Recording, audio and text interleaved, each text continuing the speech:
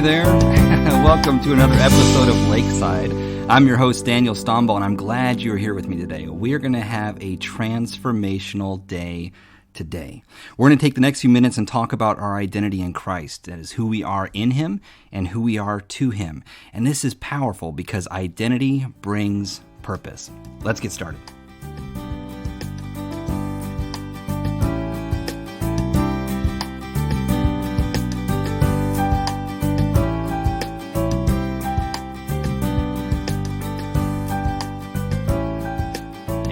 Episode 18 of our study of Lakeside, our podcast rather, of Solomon's Song, and we're in chapter number 2 and verse number 5. And what we've done is the scene is, in the story, we find the king and his bride at the royal dinner. And she's seated with the king at his table, and as she looks around the room, something amazing occurs to her. All the people that filled this massive banqueting house, they're all here because of her groom. She's looking around at where they're sitting at because the king would not have sat with the other guests. He would have sat in a little alcove that was elevated above the guests and off to the side where he could or see the entire room and see every guest that's there and personally make eye contact with them from where he was seated. And so she was sit up there with him, and as she looked around the room, she noticed that every single person in this hall was there because of her husband. They were there because of her groom, and she watches their faces and their action as they communicate with each other as they're eating. And she's looking down and watching each person in this hall, and she is looking at the way they eat, she's looking at the way they talk to each other, the way they joke or laugh. She sees quiet conversations in the corner. She sees people laughing. She sees happiness in their expressions and in the merriment in their faces of the guests as she looks over to her king. And she watches him for just a minute. His eyes are taking in everything all at once, not just the guests. And Solomon is not just looking at the guests and seeing what she sees in the guests. Solomon is also watching the servants. He's watching the amount of wine in the guest glasses. He's scanning their plates, and he's seeing the amount of food there. And is there people that need food that haven't got it yet? Is there people that need a refill in their glass? And he's surveying everything, and he is actually taking ownership, not just of the meal, but of everything that is there and goes on. And she's watching him watch this, and he's aware of everything all at once. And she thinks to herself as she looks at him, all of this, all of it, like he makes all of this look so easy. The servants attend flawlessly to the guests, and like a well-practiced dance, they're moving effortlessly between the tables and serving and attending, and Solomon watches all of it intently, and she can tell by his expression that he's pleased. She can tell that he looks at these guests eating his food in his dining hall, and he's watching them enjoy themselves, and that is enjoyment for him because he made that possible for them. Like it's his ability to lead and his ability to direct and his ability to handle his affairs of his household that pleases him. She has learned to pick up on mannerisms. Just the time that she's been in the palace, she's learned how to pick up mannerisms and what they mean, and she studies his jawline, and she sees it tense when something catches his attention. And she has noticed that when he looked at her in the garden earlier, all of these things enter her mind, and she becomes overwhelmed by the understanding that this king loves her. And so you see in chapter number 2 and verse number 5, it says, "Stay with me, flagon. Comfort me with apples, for I am sick of love." Now, she's not saying, I'm sick of love. I'm done with this. I'm done with love. I'm done with it, George. She's not saying that. She's saying, I'm sick of love. In other words, I'm overwhelmed. I'm overwhelmed. As she's looking at the dinner, as she looks at where she's sitting, she looks at the fact that his name means power, wisdom, wealth, and she's looking at all of this stuff, and she just becomes overwhelmed at her very core. When you stop to really focus on what God has done, it overwhelms you at your very core. Now, it's easy to say, God blesses me, or God has done this good thing for me today. But when you stop and think about you and where God found you and what God did to bring you into play and what God did to redeem you and who God sent, all of the intricate little paths that you would have thought at one time they were coincidence, but you look back now and see it's like a carefully woven tapestry, and you see the brilliance in that, and you see the involvement in that, and how God did all of these things and he worked all of these people. Man, maybe he worked an uncle or an aunt or a grandparent or a parent. He worked worked that person at church. He worked that person you worked with, and he moved these pieces in and out of your life, and they spoke just a word. Remember the time when you felt like you were going to give up, that all of a sudden this person came to you and they spoke that word, and you look back and now you know it wasn't just them speaking, but that was God speaking, and God orchestrated that, and God allowed that, and God prompted that, and all the times that God prompted you to move and for you to say something, and you did, and the person came back later and said, you'll never know how much that meant to me. You saw how God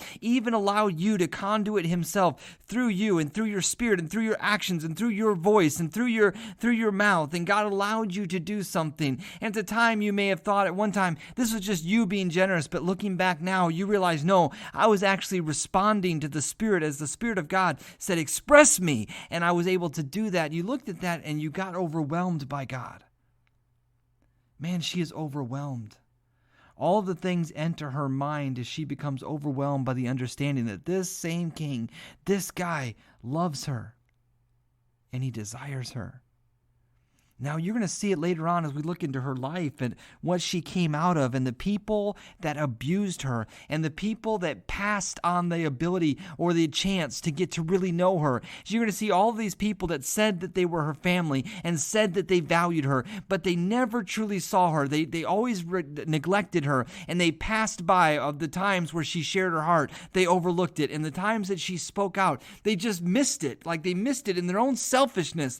They missed out on seeing her for who she truly was and who she always had been in their life. And that was a God-given gift. And man, she's overwhelmed by it. And I promise you, the times where you look back and what makes God so powerful to me and so amazing to me is I look at all the people in my life that I interacted with, that God allowed me to be in their path, and they missed me. Like they never saw me. I moved in, I did something, I moved out, and they never got to really know me.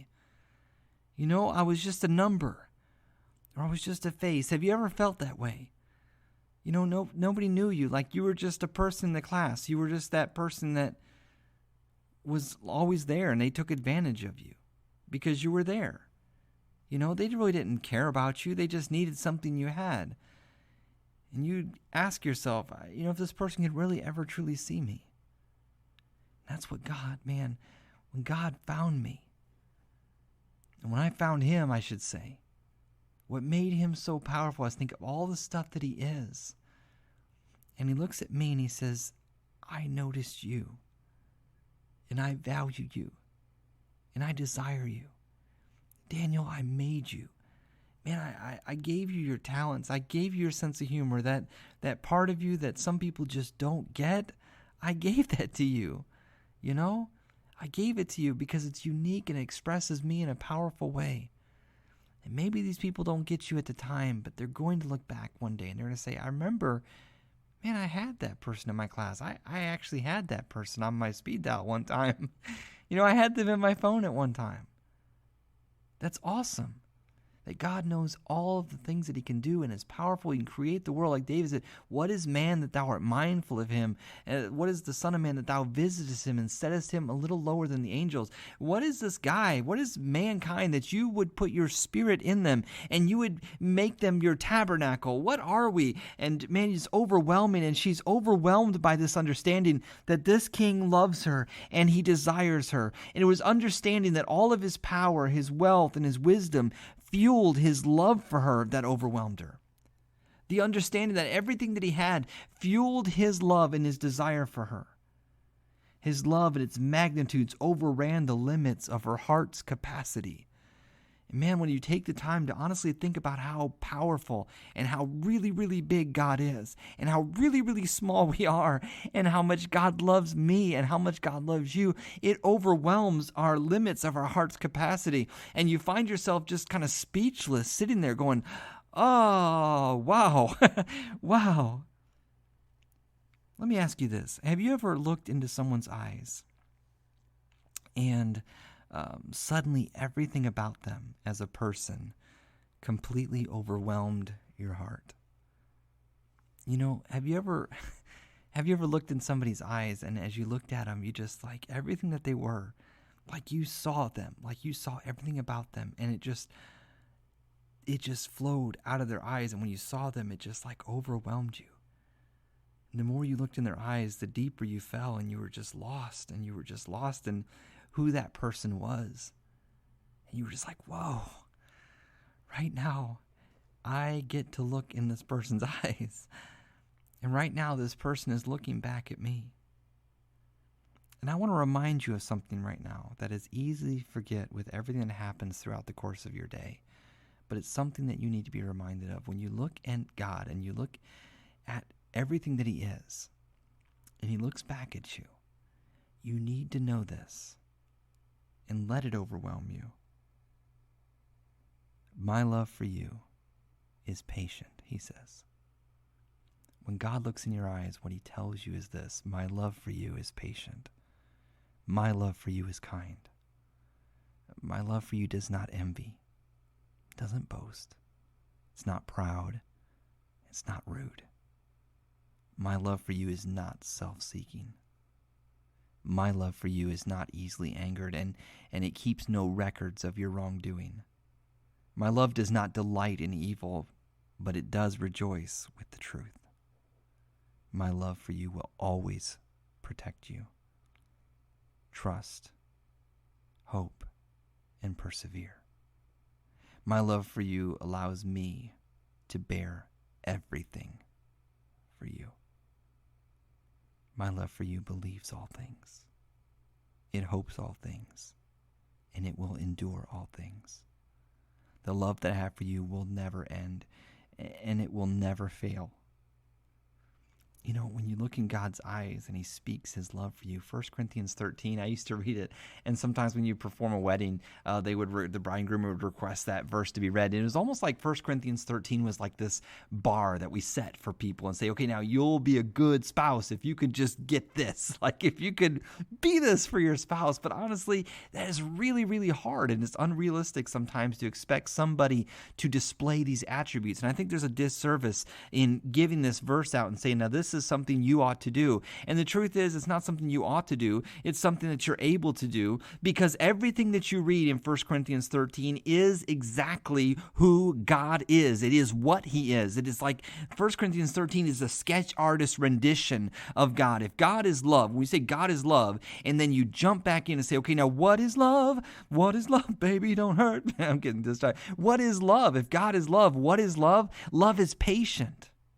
God is patient. Love is kind. God is kind. Love does not envy. He doesn't boast. He's not proud. He's not rude. He's not self-seeking. He's not easily angered. He keeps no records of wrongdoing. He doesn't delight in evil. He rejoices with truth. He will always protect, trust, and hope, and persevere. He will always bear all things for you. He believes all things, hopes all things, endures everything. It will never end. He will never fail. This is a description of God, and if God dwells within you, if you are His tabernacle, you have this ability. And I promise you, if you let God look in your eyes and you look back at Him and you become overwhelmed, and just give yourself permission to allow yourself to be overwhelmed by God and be overwhelmed with the reality of who He is and what He has done for you and what He has placed inside you. If you allow Him to give yourself permission to be overwhelmed today. God, I give you permission to overwhelm me, to blow my barn doors off today with who you are. I give you that permission.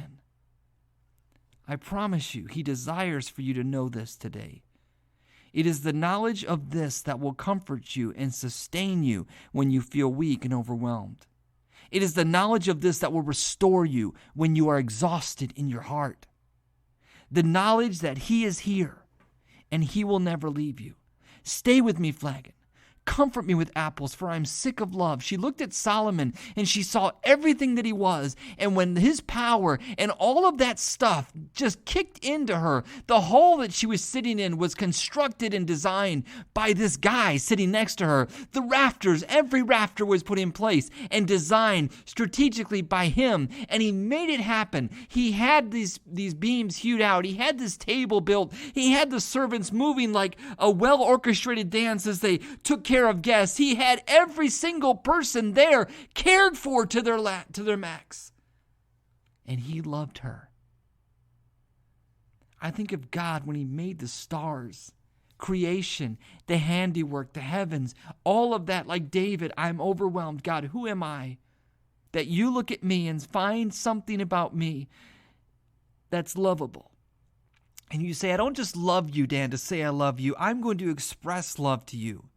I'm going to send my son to redeem you, to restore our connection so that you can have access to me anytime I want. And not just that, you can have access to me anytime you want. And not just that, but everything that I am, I'm going to place my spirit inside of you. And now you have access to this love that is patient. And you have access to love that is kind. And you have the ability to not envy and to not boast and to not be proud and to not be rude. You can't just say, well, hey, listen, I was born this way. No. You were genetically recoded when my spirit quickened you and made you alive at salvation. And you have the ability to not be self-seeking. And you have the ability to extend me in through a relationship and not be easily angered and to keep no record of wrongdoing. Well, I just can't forgive them. Man, you can forgive them. You may not forget, but you have the ability to forgive. God helped me to forget, Joseph said, after all the things that were done to him. Man, you have his spirit. You have everything. Don't tell me what you cannot do.